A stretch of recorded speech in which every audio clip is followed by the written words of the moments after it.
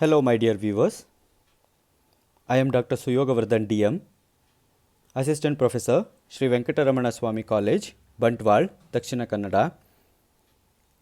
Now, I am going to discuss about an interesting topic which is a part of syllabus prescribed by Mangalore University syllabus for final year BSc students, 6th semester in paper 8, unit 3, that is petroleum and petrochemicals. If we just glance the present situation, the whole nation has been completely locked down since from nearly 1.5 months. No commercial activities, no parties, no functions, nothing. All of us have been strictly asked to stay home and stay safe. Except very few activities like hospitals, police, medicines, many all other are completely closed. At this moment, just think of one more activity which has been never stopped for not even one day, that is the supply of petroleum products. We have never stopped using our vehicles to bring at least minimum requirements, or the supply of LPG has never been stopped in these days. This tells us clearly how much the petroleum and petrochemicals are very important topic and as well as very interesting study material, and it is necessary to understand the concepts behind this topic. Now let us understand what is petroleum and where it is found, how it is formed, how we are going to extract it, whether we are going to get the petrol in a purified form or is there any necessary to refine it, and what are its compositions and how do we classify them. Like this, many aspects regarding petroleum and petrochemicals will be discussed in one by one manner.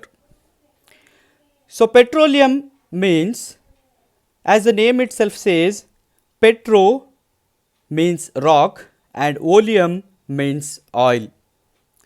Petroleum is a dark greenish brown viscous oily liquid found deep in Earth's crust below several thousand feet. The oil is usually found floating upon a layer of brine and has a layer of gas on top of it. We all have seen petrol. So it looks in slightly blue color, whereas the pure petrol which will be extracted under the earth's crust will appear in dark greenish brown viscous color. So how we are going to extract crude oil or petroleum? So here the figure what I am displaying on this slide tells us the clear picture how we are going to extract or mine the crude oil or petroleum. So mining of crude oil or petroleum is done by drilling holes in the earth's crust and sinking pipes up to the oil bearing porous rocks. Just like how we are going to dig to get the water, so in the same manner we have to drill the pipes, we have to drill and insert the pipes beneath deep in the earth's crust till where we are going to get the oil bearing porous rocks. Further, the crude oil usually gushes out itself due to hydrostatic pressure of natural gas. Otherwise, it may be mechanically pumped up by using pump or airlift pump. The airlift pump consists of two coaxial pipes lowered into the base of oil bed. Compressed air is forced through the outer pipe, then oil comes out through the inner pipe as shown in this figure. So here in this figure, so this is the outer compressed air where it is going to be passed. When the air is forced inside this outer pipe, so automatically, so the petroleum which is present here, so this will gushes out from the inner pipe and we are going to collect it here as crude oil or petroleum. So in this way we are going to do mining of crude oil and we are going to uplift it by using a airlift pump. What are the compositions or constituents of petroleum? So petroleum mainly consists of hydrocarbons. They may be straight chain paraffins or cycloparaffins or naphthalene, olefins and aromatics. Along with this, small amount of organic compounds are also present like nitrogen, oxygen and sulfur. So the average composition of crude oil is carbon will be of 79 to 87 percentage and hydrogen will be of 11 to 14 percentage and sulfur will be in very minute percentage, that is 0.1 to 3.5 percentage, and nitrogen plus oxygen will be little less compared to all other, that is sulfur and carbon and hydrogen. So carbon will be a major content which will be of nearly 79 to 87 percentage. Till recently, we knew petroleum as a source of fuels with which we can run our vehicles. Today, petroleum is also an important raw material for chemical industry. Huge quantities of chemicals known as petrochemicals are now made out of crude petroleum. Now let us see how they are classified. So based on the compositions or the constituents present in the crude oil or petroleum, we are going to classify them into three different types. They are, the first one is paraffinic base type crude. That means it mainly composed of the saturated hydrocarbons from CH4 to C35H72 and a little of the naphthalenes and aromatics. The hydrocarbons from C18H38 to C35H72 are semi-solids which are also called as waxes. The second class of classification is asphaltic base type crude. It contains mainly cycloparaffins or naphthalenes with smaller amount of paraffins and aromatic hydrocarbons. And the third type of classification is mixed base type crude. That means, so it contains both paraffinic and asphaltic hydrocarbons and are generally rich in semi-solid waxes.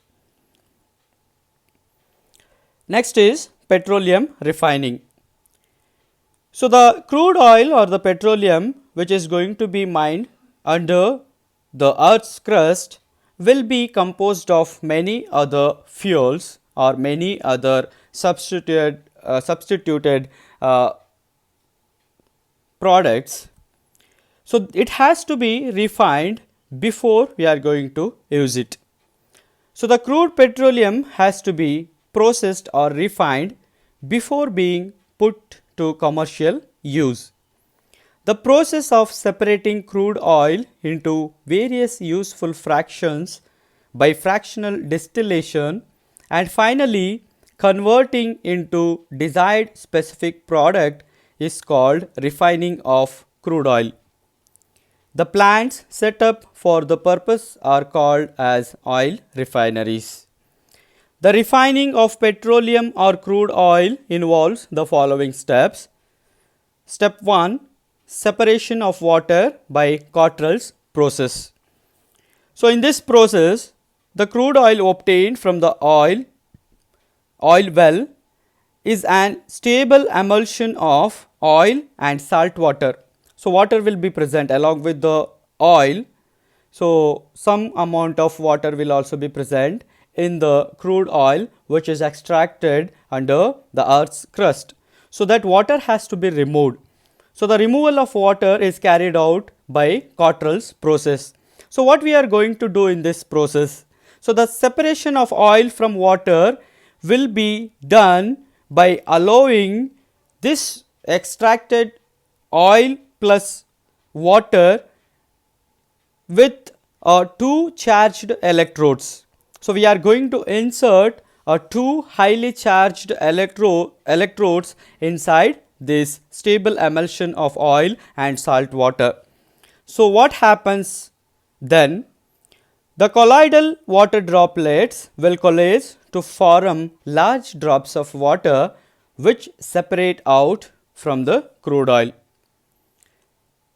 In step 2, removal of harmful sulfur compounds has to be done. The crude oil is treated with copper oxide. The solid copper sulfide formed is removed by filtration. And next, the third step is fractional distillation. The crude petroleum is heated to about 400 degrees centigrade in coiled pipes kept in a gas heated furnace. So here we can observe how the fractional distillation will be done. All volatile components are evaporated.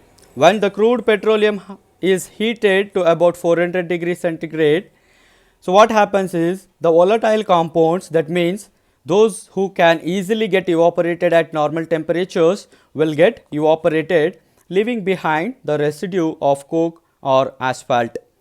The vapors obtained are then admitted into a specially designed fractionating column.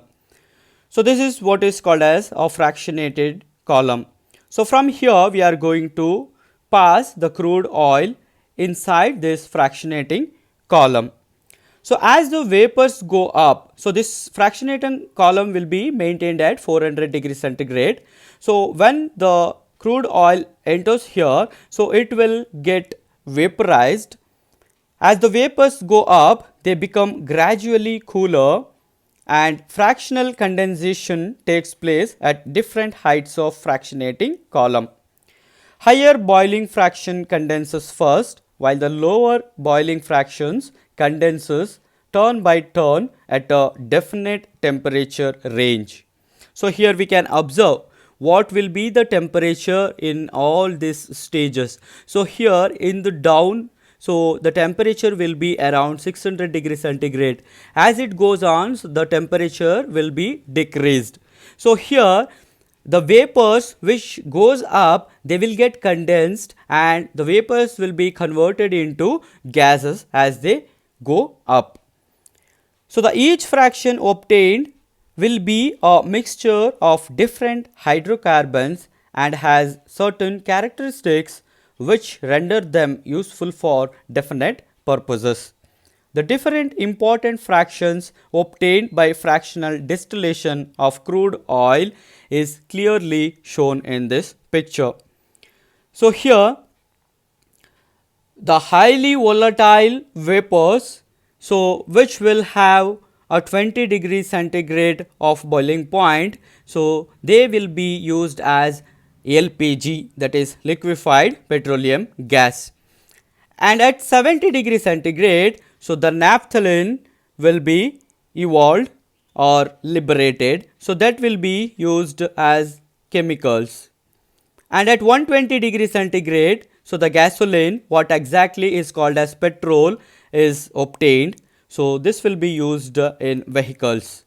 And at 170 degrees centigrade, will get kerosene and paraffin oil, so which is used in jet fuel and also in paraffin for heating purposes. And next at 270 degrees centigrade, diesel oil is obtained. And next is lubricating oils or waxes and polishers. And next is at 600 degrees centigrade, we are going to get fuel oil, that is fuels for ships and industrial processes. And the last thing is residue. So this residue will be used for the construction of roads and also for the construction of roofs in the houses. So these are the different classes of fractions, important fractions, which we are going to get by fractional distillation of crude oil.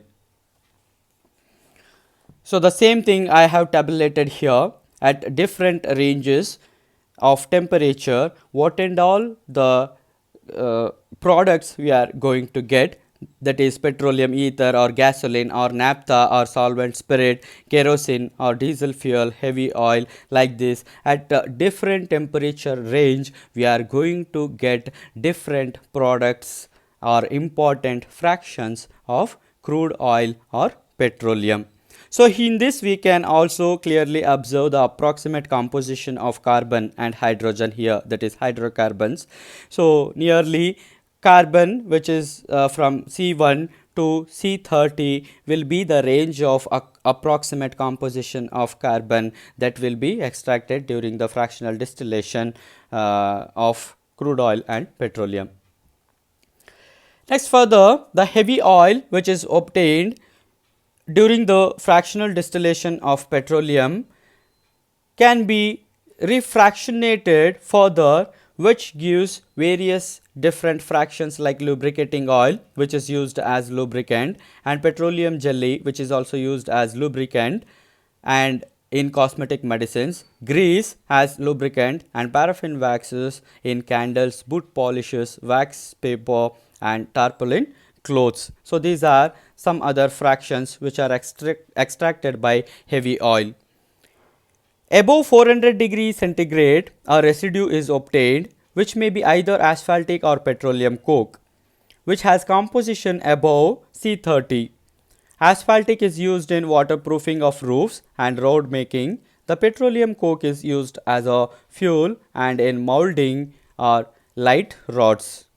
It is also used in protective paints. Next is, what is meant by cracking? So before understanding what is meant by cracking, so the various petroleum products given in this table need to be purified prior to use. The purification is essential for these reasons. First one is removal of undesirable odors in them. Second is render them stable to air oxidation. And the third reason is free them from corrosive constituents. So these are the main 3 points or the reasons why we have to do purification before using the heavy oil. So the actual process of purification differ from fraction to fraction, and also on the end of the use the purification is must needed. Say for example, the gasoline or petroleum which we are using for as a motor fuel, so it has to be washed with sulfuric acid to remove polyethylenes and also mercaptans. This is because if there are the polyethylenes and mercaptans are present, so this will cause offensive odor. For this purpose we have to remove it, and also the traces of sulfur which will be present in petrol, that will render for the corrosiveness to the engine parts. The complete removal of sulfur compounds in gasoline is ensured by treating it with sodium plumbite or by passing vapor of gasoline over alumina or silica at about 450 degrees centigrade under pressure. What is meant by cracking? The gasoline or petrol has the largest demand as motor fuel, but the yield of this fraction is only 20% of the crude. The quality of straight run petrol is not high. It has to be properly blended. To overcome these difficulties, the middle and heavy oil fractions are cracked to get petrol. So the cracking is defined as the process of breaking down the less volatile higher hydrocarbons from petroleum into different types of more volatile lower hydrocarbons is called as cracking. So here in this reaction, if we observe, so here the C10H22 hydrocarbon in high temperature and high pressure, so it has been converted into lower hydrocarbons which will be more volatile compared to this C10H22. In the same way, N-decane in the presence of high temperature and high pressure. So this will be converted into N-pentane and N-pentene, so which will have a more volatile nature. So the petrol obtained by cracking has far better characteristics than the straight run petrol. That means straight run petrol is the petrol which has been obtained during the fractional distillation, whereas the petrol which has been prepared or synthesized by the process of cracking, so that will have a far better characteristic than the straight run petrol. So the two methods for cracking are thermal cracking and catalytic cracking. So the thermal cracking may be carried out in the vapor phase and also in liquid phase. What is meant by vapor phase thermal cracking? So in this method, the cracking oil is first vaporized and then cracked at about 600 to 650 degree centigrade under a low pressure of 10 to 20 kg per square centimeter. It requires less time than the liquid phase cracking. The petrol obtained has better anti-knock properties. However, the petrol obtained by this method has poor stability than the petrol obtained by liquid phase cracking. This method is applicable only to those oils which can be vaporized. And the next method is liquid phase thermal cracking. So in this method, the heavy oil stock is cracked at a suitable temperature, that is, the temperature range will be between 475 to 530 degree centigrade and at pressure 100 kg per square centimeter. The cracked product are then separated in a fractionating column. So the yield is about 50 to 60 percentage and octane rating of the petrol is 65 to 70. And the next method of cracking is catalytic cracking. The yield and quality of petrol obtained by cracking can be greatly improved by using a suitable catalyst like aluminum silicate, that is Al2SiO3 thrice, or alumina Al2O3. There are two methods in catalytic cracking. The first one is fixed bed catalytic cracking and the second is moving bed catalytic cracking. Now let us see how we are going to perform cracking by using fixed bed catalytic cracking method. So here I am displaying a picture. So here the cracking furnace consists of the following towers which has been shown in the figure. The first one is preheater, second is catalytic chamber, third is fractionating column, fourth is cooler and fifth is collector. So these are the different parts which are present in this fixed bed catalytic cracking. The preheater is maintained at mixed with zirconium oxide is kept in different shelves as shown in the figure. So here this is the preheater. So in this preheater it is maintained at mixed with zirconium oxide in different shelves as shown here. This is the catalytic chamber. The catalyst, artificial clay mixed with zirconium oxide, is kept in different shelves as shown here. The catalyst is also maintained at 425 to 450 degree centigrade. So preheater is also maintained in this temperature range and the catalyst chamber is also maintained at this temperature, that is 425 to 450 degree centigrade. So how we are going to crack the crude oil by using this method? So here the heavy oil vapors are passed into a preheater and heated to cracking temperature, that is 425 to 450 degree centigrade. The preheated vapors are then forced through a catalytic chamber which is also maintained at cracking temperature. During their passage through the catalyst tower, about 40% of the charge is converted into gasoline and 2 to 4% of carbon is formed. The carbon gets absorbed on the catalyst surface.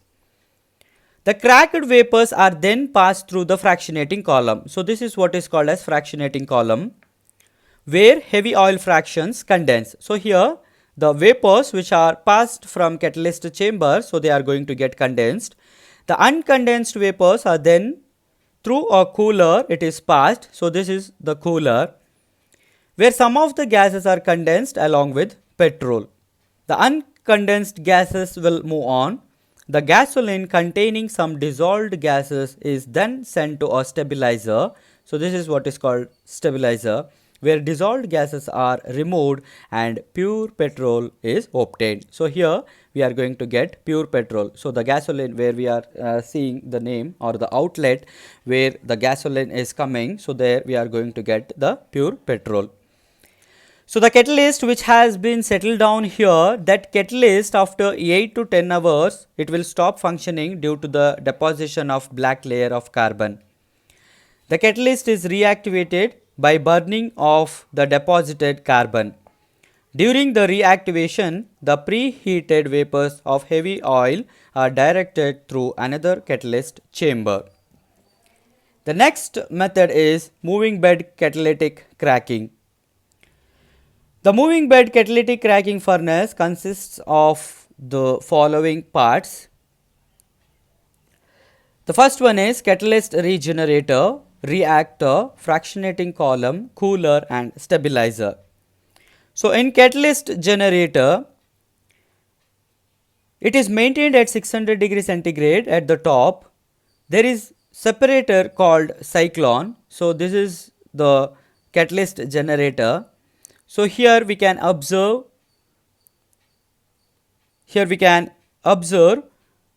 a separator, what is called as cyclone, which permits only gases to pass out by holding back catalyst particles. So here it acts as a filter. So it will separate the gases from the catalyst particles. And this is what is called as reactor. So this reactor will act as, when cracking of heavy oil takes place, at the top there is a centrifugal separator which is called as cyclone, which allows only the cracked oil vapors to pass on and retains the catalyst particles in the reactor itself.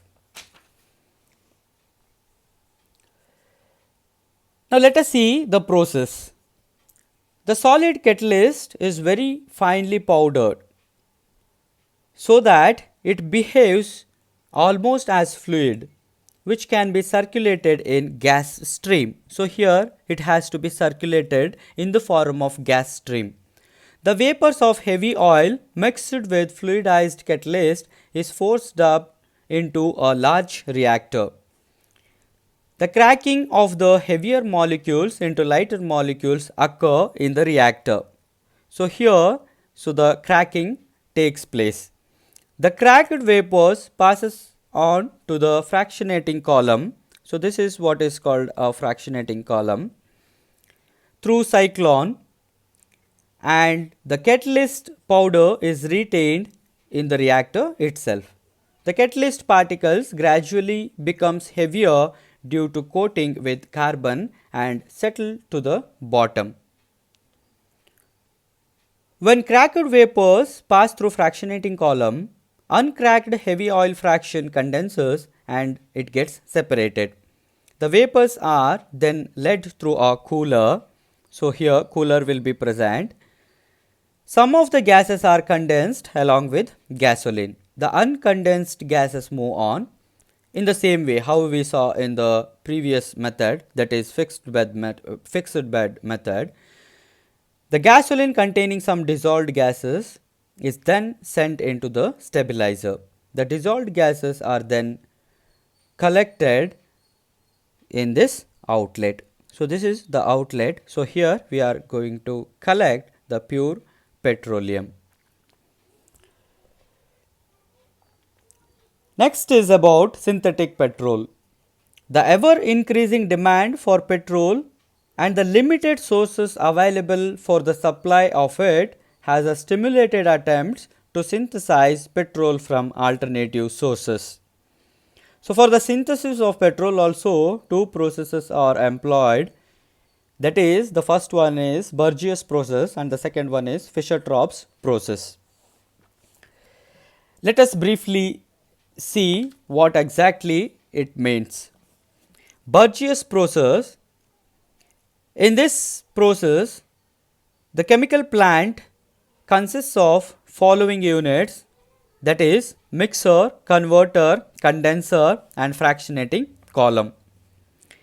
So, in this finely powdered low ash coal is mixed with the catalyst tin or nickel oleate and made paste with heavy oil in the mixer. So, this is the mixer. In this mixer, so we are going to mix the coal, that is low ash coal, along with the catalyst tin or nickel oleate.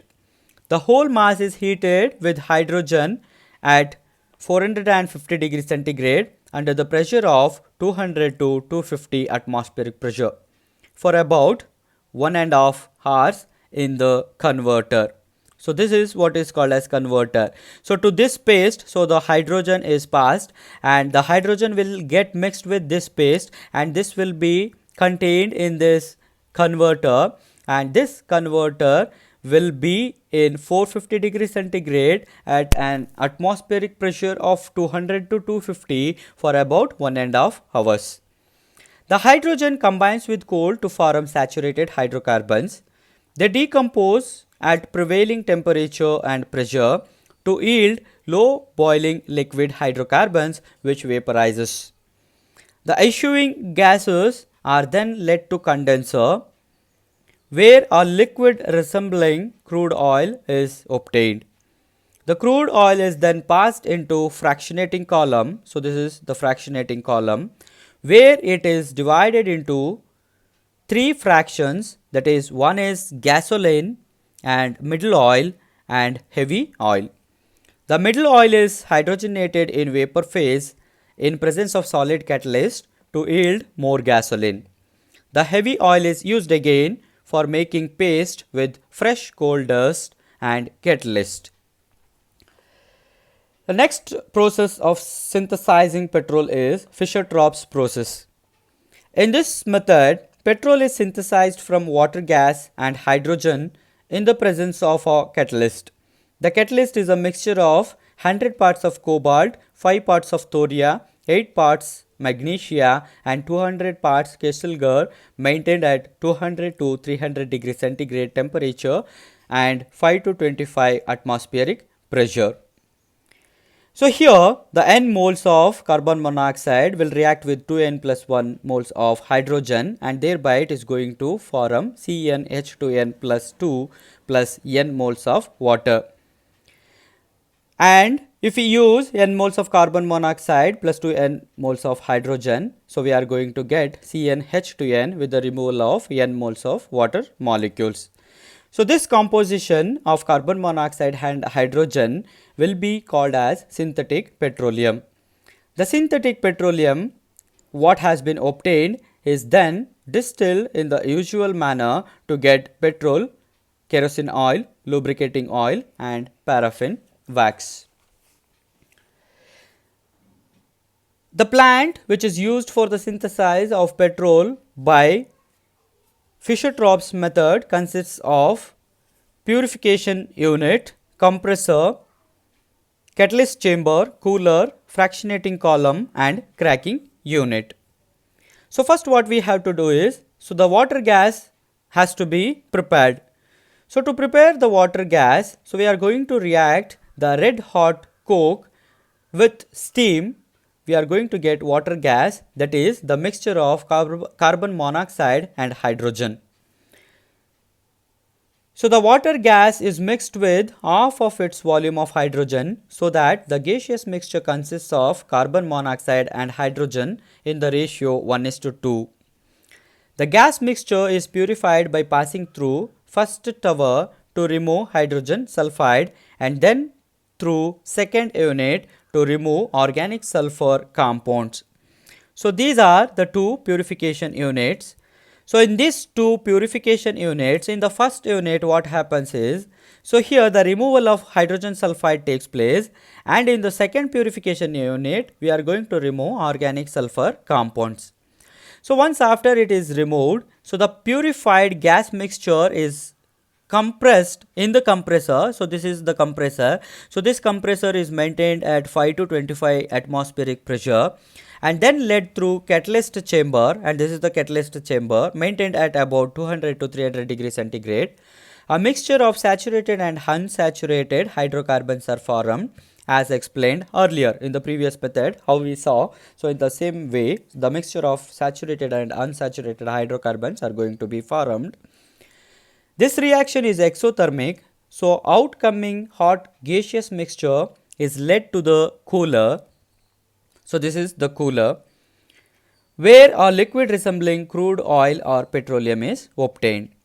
So further it is passed to the fractionating column, and the petrol and high boiling heavy oils are obtained. The heavy oil is subjected to cracking to get more petrol.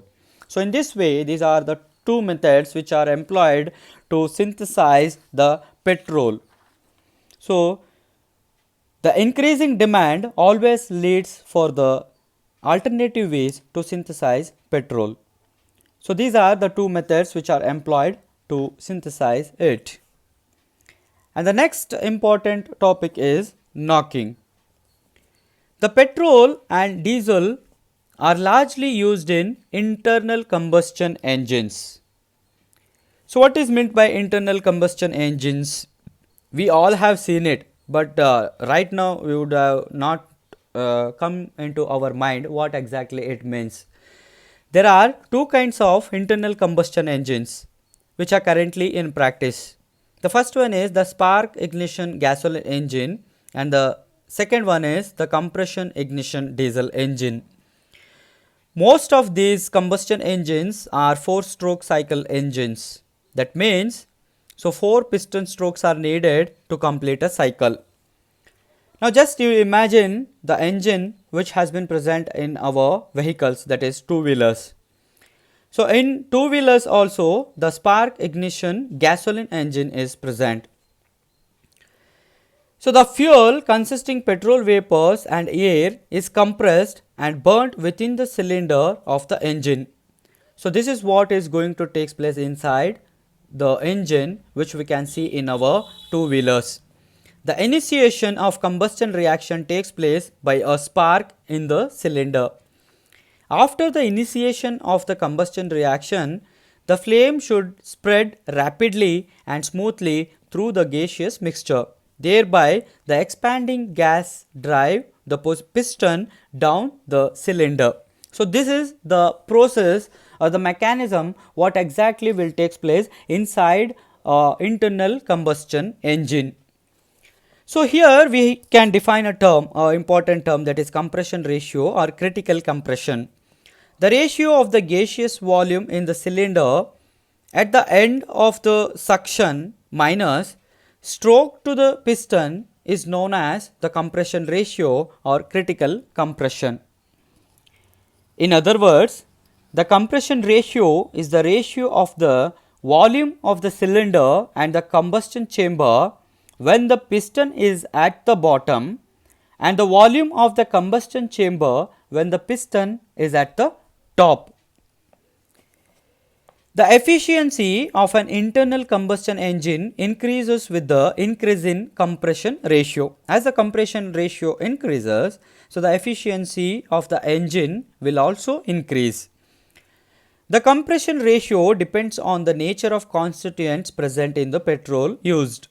In certain circumstances, due to the presence of some constituents in the petrol used, the rate of oxidation becomes very high that the last portion of the fuel air mixture gets ignited instantaneously, producing a explosive violent jerk against the piston.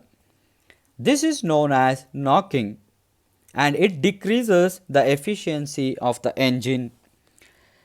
So sometimes it happens in our two-wheelers also. If we don't put the gear in a proper way, or if we do some mistakes in releasing the clutch and increasing the accelerator, suddenly we will get a violent jerk in the bike. So what happens at that time? The bike will get stopped and it takes so much of time to get restarted again. Self will not work out and we have to kick it out for more than 5 to 6 times, and once after that it will start. So that is what is called as knocking. So that will decrease the efficiency of the engine.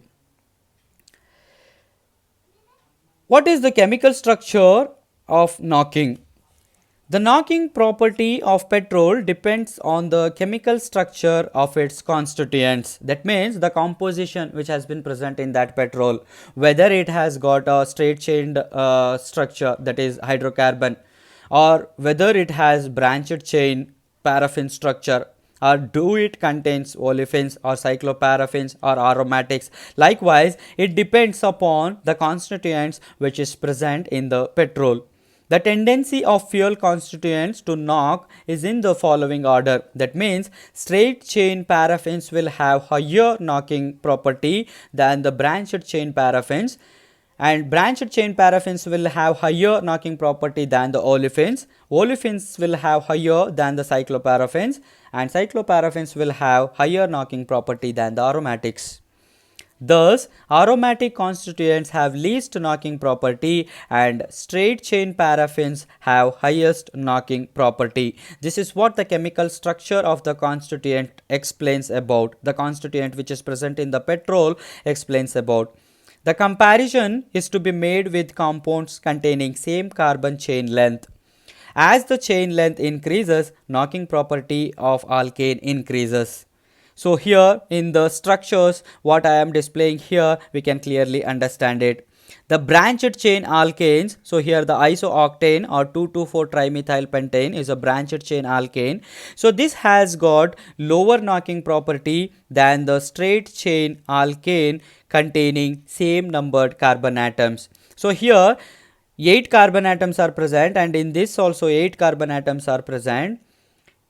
Even though N-octane has higher knocking than the isooctane, that is because N-octane is a straight chained hydrocarbon. So that is why the knocking property will be higher for N-octane compared to the isooctane. The compression ratio at which knocking results depend upon the nature of fuel. It is therefore important to determine the so-called anti-knock value of a fuel. The anti-knock value of petrol is expressed in terms of octane rating or octane number, while the cetane rating or cetane number is used to rate the diesel fuel. At this stage, I am going to stop here. In my next presentation, we'll discuss about what is meant by octane rating or octane number, and what is leaded and unleaded petrol, and what are the advantages of it, and what is meant by petrochemicals, and what are its applications. Thank you for your patience. I thank one and all.